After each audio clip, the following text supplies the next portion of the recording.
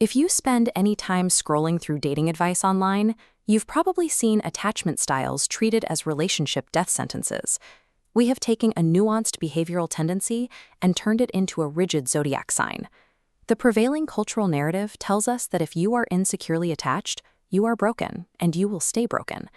Treating your attachment style as an unchangeable destiny is dangerous. If you believe your style is entirely inflexible, you will never put in the work required to shift it. In reality, these styles are highly malleable. To stop self-sabotaging our romantic lives, we have to look past the internet myths and understand how attachment actually works. The concept didn't start on social media. We have to look back to the 1970s to find the academic origins of attachment theory. Psychologist Mary Ainsworth designed an observational study known as the strange situation. She set out to gather empirical evidence on how human infants connect with their primary caregivers. The experiment was straightforward. Ainsworth placed mothers and their 1-year-old infants in a room, let them play for a bit, and then observed exactly how the babies reacted when the mothers got up and left the room. While most children were happy and relieved when their mothers eventually returned, a notable subset had intense negative reactions. Some were inconsolable, while others appeared completely aloof. Based on these reactions, Ainsworth sorted the infants into 3 distinct categories. The content ones were labeled secure, the inconsolable were insecure ambivalent, and the aloof, insecure avoidant. Ainsworth's study of toddlers was valid, but modern pop psychology made a massive, unearned leap. It took an observational study of 1-year-olds and applied it as an unyielding life sentence for adult romantic relationships. Most people look and behave differently at 40 years old than they did when they were 1. Human development dictates that we mature and adapt our relational habits over time. We need to move past those 3 isolated buckets and look at attachment as a continuous sliding scale. On the far left end, we have the avoidance style. On the far right, the ambivalent style. And in the center is the secure style. Viewing attachment as a physical space rather than a locked box is the first step toward change. It means you are simply occupying a coordinate, and coordinates can move. There is a well-documented trap on this spectrum. People sitting on the extreme opposite insecure ends of the line often feel a magnetic attraction to one another. Each side sees what they lack in the other. An avoidant is often drawn to the deep emotionality of an ambivalent. In return, the ambivalent finds the avoidant's cool, independent self-possession irresistible.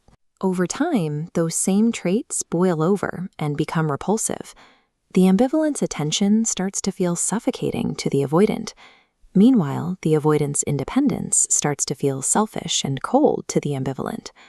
Both partners panic because the relational space between them feels wrong. This creates a pursuer-distancer relationship dynamic.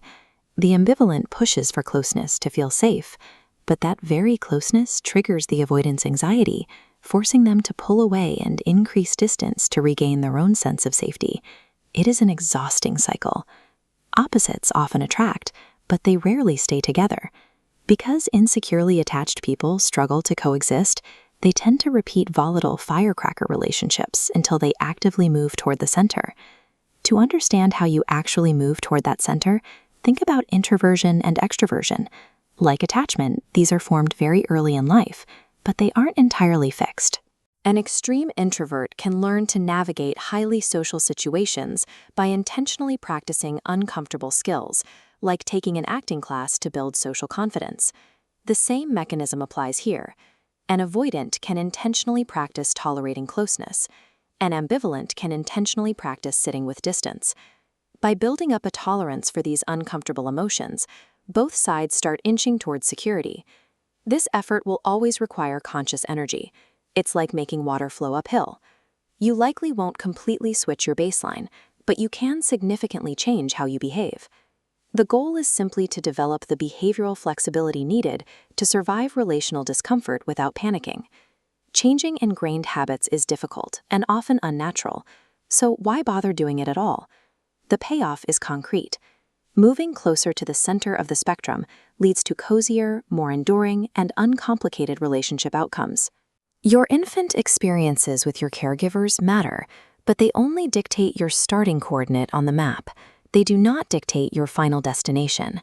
A fulfilling, secure relationship is a learned skill, earned through intentional effort and the capacity to sit with discomfort as you move toward the center.